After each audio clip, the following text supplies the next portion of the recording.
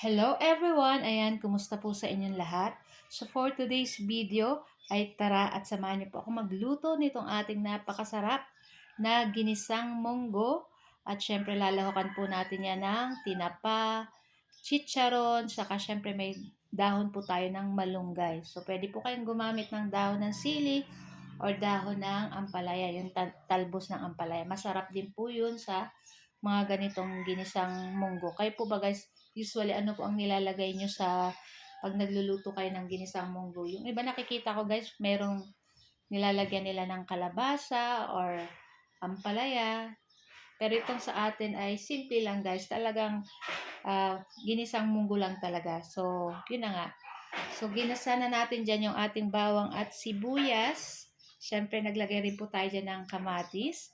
At pagkatapos ay nilagay na rin natin dyan yung ating pinalambot na munggo. Ayan. So, kanina pa namin yan naluto yung ating munggo dyan. So, para pag nilagay natin dito is luto na at malambot na rin guys. So, after nyan, naglagay tayo dyan guys ng mga 1 litrong tubig siguro.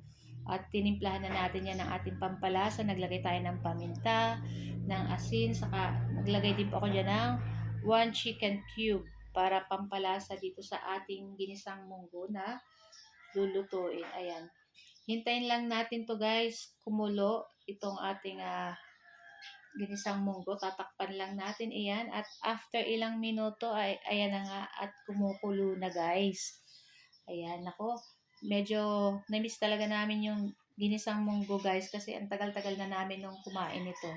Kaya ito yung aming naisipang lutuin. Ako, perfect ito sa pritong galunggong or kahit na anong prito. Basta pritong masarap po yan dito sa ating ginisang munggo. At pagkatapos, ay naglagay din pala ako dyan ng 2 pirasong siling pangsigang at syempre itong ating dahon ng malunggay para healthy naman kahit paano minsan yung kinakain natin.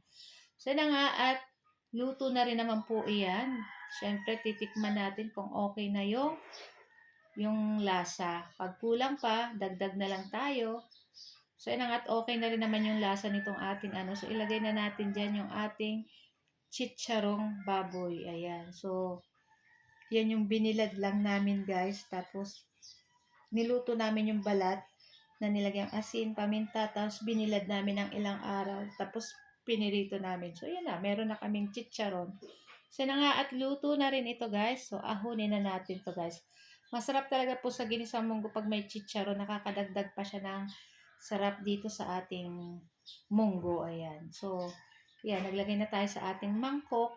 At ready na rin po kaming kumain ng aming pananghalian. So guys, ito lang po ang aming video today at sana po ay nag-enjoy kayo. Huwag niyo po sanang kalimutan mag-like at mag-follow para palagi po kayong updated sa aming mga bagong video na i-upload.